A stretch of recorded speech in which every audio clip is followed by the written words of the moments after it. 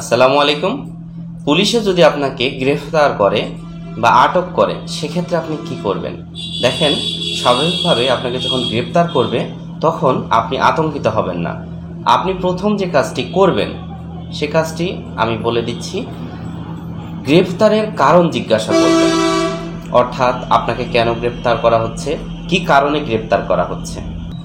গ্রেপ্তারের সময় আপনি অবশ্যই নিজের বিস্তারিত পরিচয় দিবেন। আপনি যদি অপরাধী না হয়ে থাকেন অবশ্যই সেই বিষয়টি উল্লেখ করবেন এবং আত্মপক্ষ সমর্থন করে অবশ্যই আপনি যে দোষী না নির্দোষ এই জিনিসটা আপনি অবশ্যই বারবার বোঝাবেন। অর্থাৎ আপনাকে যদি গ্রেপ্তার করা হয় বা আটক করা হয়, আপনি যদি নির্দোষ হয়ে থাকেন তাহলে অবশ্যই আপনার সঠিক যে পরিচয়, সেক্ষেত্রে যদি আপনি চাকরিজীবী হন আপনি বলবেন, আপনি যদি উদ্যোক্তা হন আপনি তাও বলবেন। তারপরে যদি ছাত্র হন, বিশেষ করে আপনি বৈষম্য বিরোধী ছাত্র আন্দোলনে যদি যুক্ত থাকেন এই বিষয়টা আপনি উল্লেখ করবেন।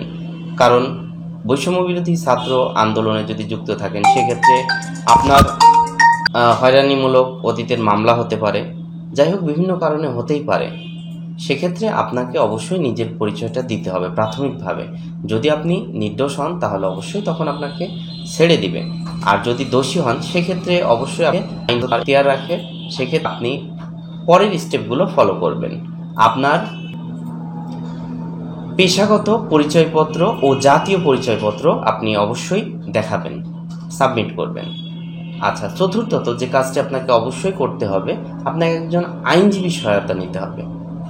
আইনজীবীর পরামর্শ গ্রহণ করে আপনি পরবর্তী ধাপগুলো অবশ্যই পালন করবেন। ফাইনালি আপনার যে কাজটি করতে হবে, উক্ত পুলিশ অফিসার অর্থাৎ আপনাকে যিনি গ্রেপ্তার করেছে বা আটক করেছে ওই পুলিশ অফিসারের বিস্তারিত তথ্য সংগ্রহ করতে হবে।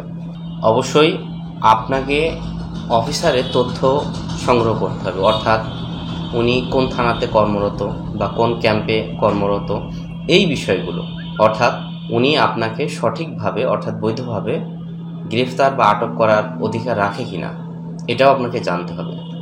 আর অবশ্যই আপনাকে যে পরিচয়পত্র রাখার ব্যাপারে বলেছিলাম, সব ক্ষেত্রে সবাই হয়তো পরিচয়পত্র রাখতে পারে না হার্ড কপিতে, সেক্ষেত্রে অবশ্যই আপনাকে পরিচয়পত্রের ছবি তুলে রাখতে হবে। এটা একটা খুব সহজ একটা পদ্ধতি, কারণ আপনার পরিচয়পত্রের ছবি আপনি মোবাইলে রাখতে পারেন, কারণ প্রত্যেকেই মোবাইল ব্যবহার করে, অর্থাৎ যাতায়াতের ক্ষেত্রে বা যে কোনো কাজে মোবাইল ছাড়া তো চলতেই পারে না, তাই মোবাইলে এই ডকুমেন্টগুলো ছবি আকারে তুলে রাখতে পারেন।